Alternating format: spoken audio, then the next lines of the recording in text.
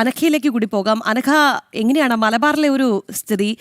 ഇനി 2 ദിവസമേ ഉള്ളൂ, നമ്മൾ നേരത്തെ സൂചിപ്പിച്ചതുപോലെ. ഒപ്പം തന്നെ ഇടത് വലത് മുന്നണികളുടെ ഒരു പടലപ്പിണക്കങ്ങൾ, അവർക്ക് പരസ്പരമുള്ള കൊമ്പുകൂർക്കലൊക്കെ മലബാറിലും നമ്മൾ കണ്ടതാണ് അല്ലേ?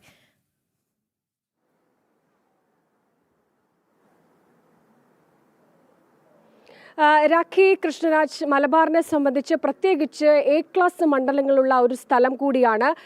അതായത് ഈ രാഷ്ട്രീയ കേരളം ഒന്നാകെ ഉറ്റുനോക്കുന്ന മണ്ഡലമാണ് പാലക്കാട്. ഈ പാലക്കാട് മത്സരിക്കുന്നത് BJPയുടെ സ്റ്റാർ കാൻഡിഡേറ്റ് ആയിട്ടുള്ള ശോഭാ സുരേന്ദ്രനാണ്. ഈ ശോഭാ സുരേന്ദ്രൻ എവിടെയൊക്കെ മത്സരിച്ചിട്ടുണ്ടോ അവിടെയൊക്കെ ഇരട്ടയിലധികം വോട്ട് വർദ്ധിപ്പിച്ചുകൊണ്ട് കപ്പിനും ചുണ്ടിനും ഇടയിൽ മാത്രം വിജയം നഷ്ടപ്പെട്ട ആളാണ് ശോഭാ സുരേന്ദ്രൻ. അതുകൊണ്ട് ഇത്തവണ എല്ലാവരും, രാഷ്ട്രീയ കേരളം മുഴുവൻ ഉറ്റുനോക്കുന്ന മണ്ഡലങ്ങളൊന്നാണ് ഈ പാലക്കാട്. ഈ പാലക്കാട് ശോഭാ സുരേന്ദ്രൻ ഇന്ന് ഉച്ചയ്ക്ക് 2 മണിക്കാണ് ഈ നാമനിർദ്ദേശ പത്രിക സമർപ്പിക്കുന്നത്. ഗുജറാത്ത് മുഖ്യമന്ത്രിയായിട്ടുള്ള ഭൂപേന്ദ്ര പട്ടേൽ ഈ ശോഭാ സുരേന്ദ്രനൊപ്പം ഉണ്ടാകും എന്നുള്ളതാണ്. മറ്റൊന്ന്, മലബാറിനെ സംബന്ധിച്ച്, പ്രത്യേകിച്ച് വടക്കൻ കേരളത്തെ സംബന്ധിച്ച് ഏറ്റവും പ്രതീക്ഷയോടെ, ഏറ്റവും BJP ക്ലാസ് മണ്ഡലമായി കണക്കാക്കുന്ന മറ്റൊരു മണ്ഡലമാണ് മഞ്ചേശ്വരം. കാസർകോട്ടെ മഞ്ചേശ്വരം മണ്ഡലം BJPയുടെ മുൻ സംസ്ഥാന അധ്യക്ഷനായിരുന്ന K. സുരേന്ദ്രനാണ് മഞ്ചേശ്വരത്ത് സ്ഥാനാർത്ഥി. സുരേന്ദ്രൻ ഇന്ന് നാമനിർദ്ദേശ പത്രിക സമർപ്പിക്കും.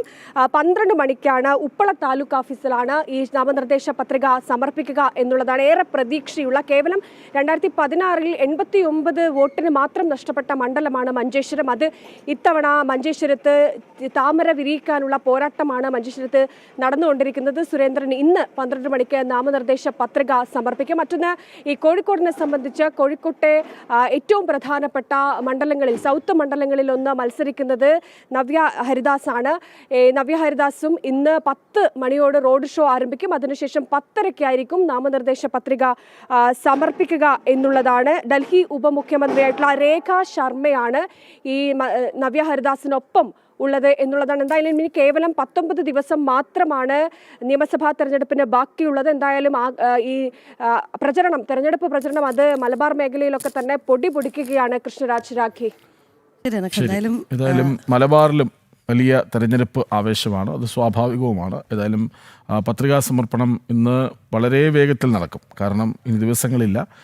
ഒരു ദിവസം തിങ്കളാഴ്ചയിലേക്ക് കരുതിയിരിക്കുന്നത് അത്ര നല്ലതുമല്ല. കാരണം എന്തെങ്കിലും അത്യാവശ്യം പെട്ടെന്നുണ്ടായാൽ എന്ത് ചെയ്യും?